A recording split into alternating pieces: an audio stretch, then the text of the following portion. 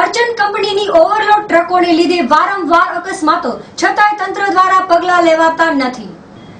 હાજીપીર વિસ્તારમાં આવેલ અર્ચન કંપનીમાં મીઠાની આવક જાવક છેક મુન્દ્રા સુધી જાય છે, જેમાં તેની વચમાં આવતા ગામોને આ કંપની ઓવરલોડ ટ્રકો મુદ્દે અનેકવાર રજૂઆતો કરવા છતાંય કોઈ પગલાં લેવાતા નથી, જેમાં આ ટ્રકોમાંથી ઢોળાતા મીઠાથી જમીનને નુકસાન થાય છે, તેમજ આ ઓવરલોડ ટ્રકોને કારણે અનેકવાર અકસ્માતો સર્જાયા છે, જેમાં આવો જ એક અકસ્માત થોડા સમય પહેલા માનકુવા પાસે થયેલ, જેમાં માધાપરના એસટી ચાલકનું મોત થયેલ તેમજ મુસાફરો ઘવાયા હતા, જે બાબતે હાજીપીર બન્ની પર્યાવરણ સુરક્ષા ચેરિટેબલ સમિતિના પ્રમુખ યાકુબ એ મુતવાએ તંત્રને અપીલ કરી હતી।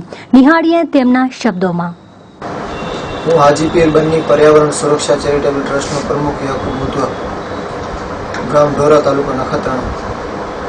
સમસ્યા અમારી છે કે અર્ચન કેમિકલ કંપની અને સત્યસ કંપની દ્વારા અહીંયા મીઠાના પાળા બનાવવામાં આવે છે મોટા રણમાં, જેના કારણે હાજીપીરથી મીઠાની ઓવરલોડ ગાડીઓ જે ભરીને મુન્દ્રા અને જખૌ નિકાસ કરે છે, એ આટલું ઓવરલોડ 40 થી 50 ટન ભરી જાય છે કે રસ્તામાં ઢોરા અને મુરુની વચમાં મોટી ચડા છે, જેમાં અવારનવાર ગાડીઓ પલટી મારી જાય છે,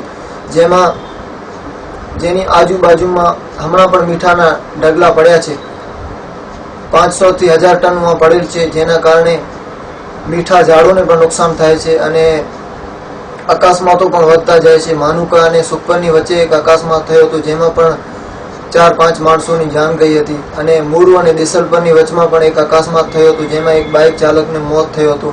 દેસલપર અને હાજીપીર ફાટક વચ્ચે પણ એક અકસ્માત થયો હતો, જેમાં પણ એક બાઇક ચાલકની મોત થયો હતો। એવા અનેક અકસ્માતો થાય છે, જેમાં માણસોનો જીવ જાય છે।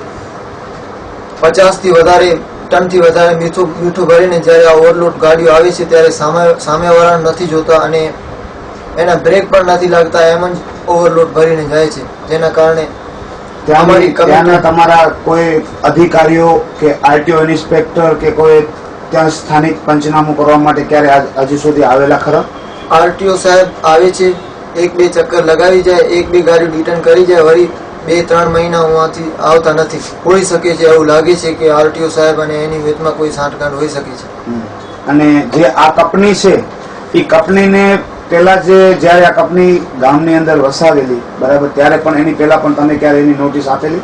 રજૂઆતો કરી હતી ઘણી બધી, પણ રજૂઆતો પર ધ્યાન આપવામાં આવ્યું નથી। તમે કઈ જગ્યાએ રજૂઆત કરી? કલેક્ટર સાહેબને રજૂઆત કરી છે, નરા પીએસઆઈ સાહેબને રજૂઆત કરી છે, નખત્રાણા પીએસઆઈ સાહેબને રજૂઆત કરી છે, મત્સ્ય ઉદ્યોગ નિયામકશ્રીની કચેરીને રજૂઆત કરી છે। માનુકા અને સુપરની વચ્ચે થયેલ અકસ્માતનું કમિશનર સાહેબની ટપાલ આવી છે કે યોગ્ય કાર્યવાહી થશે, પણ આ વિસ્તારના ગ્રામજનોની માગણી છે અને અમારી કમિટીની માગણી છે કે જ્યાં સુધી કાર્યવાહી નહીં થશે ત્યાં સુધી અમારી લડત ચાલુ રહેશે અને આ જાહેર માર્ગનો ખરાબો થઈ રહ્યો છે, અમે હાઈકોર્ટમાં જાહેર હિતની અરજી કરશું।